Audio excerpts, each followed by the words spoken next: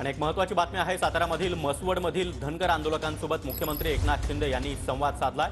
लवकरच बैठक घेण्याबाबत एकनाथ शिंदे यांनी या आंदोलकांना आश्वासन देखील दिलंय। बैठकीची तारीख निश्चित होईपर्यंत आंदोलन सुरू ठेवण्याची या आंदोलकांनी भूमिका घेतली आहे।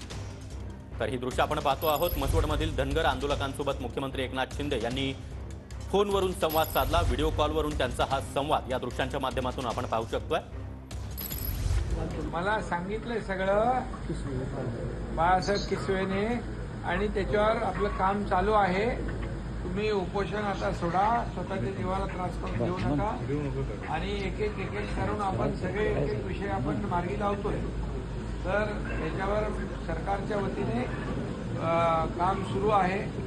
आता तुम्हाला सविस्तर मी सांगत नाही, परंतु आपण एकदा भेटू एकत्र, भेट घालतो मी भेटायला येऊ, आपण भेटून बोलूया। तो मीटिंगची वेळ देतो आणि आपण त्याच्यावर सविस्तर चर्चा करू, सर्व अधिकाऱ्यांना बोलवू आपण।